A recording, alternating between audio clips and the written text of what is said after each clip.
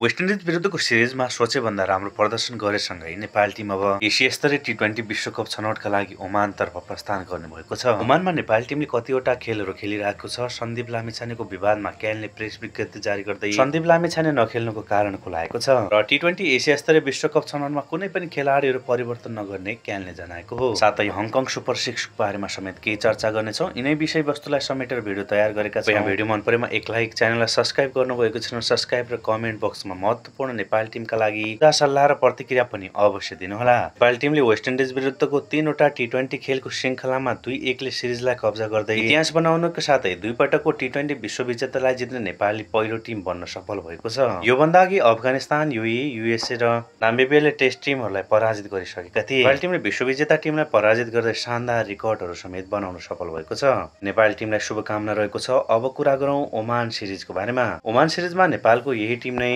टी20 Asia स्तरीय विश्वकप खेल्नको लागि ओमानतर्फ प्रस्थान गर्ने कार्यतालिका रहेको क्यानले जनाएको छ।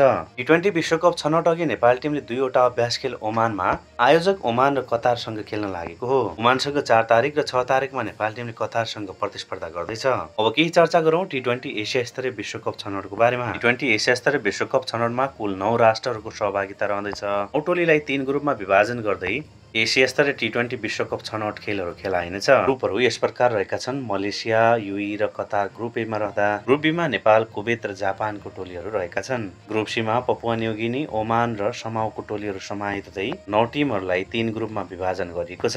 र खुसीको कुरा यो रहेको छ कि प्रत्येक टोलीबाट 2-2 टोलीहरू अघिल्लो चरण अर्थात् सुपर 6मा प्रवेश गर्नेछन्। 9 टोली मध्येबाट 3 टोली बाहिरिँदा 6 टोलीहरू सुपर 6मा प्रवेश गर्नेछन्। सुपर 6मा प्रवेश गर्ने सम्भावना नेपालको एकदमै उच्च रहेको छ। समूह चरणमा एक टिमलाई मात्र पराजित गरे पनि नेपाल टिम सुपर 6मा प्रवेश गर्दैछ। र आदरणीय दर्शक महानुभाव, निकै नै रोमाञ्चक खेल भने सुपर 6बाट हुनेछन्। सुपर 6मा ए को टोलीले बी र सी का टिमहरूसँग 4वटा खेलहरू खेल्नेछ। गरेर ग्रुप बी को टिमले ए र सी सँग खेल्दा सी को टिमले ए र बी सँग खेल्नेछ।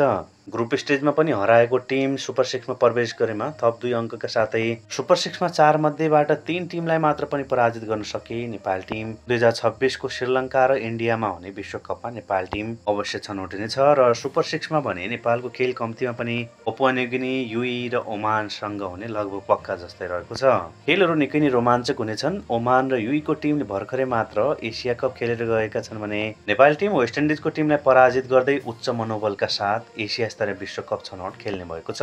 यो पटकको एसिया स्तरीय विश्वकप छनौट निकै नै रोमाञ्चक हुनेछ। नेपाल टिमले तेस्रो पटक टी20 विश्वकपमा छनौट होस्, यही शुभकामना समेत टिम नेपाललाई रहनेछ।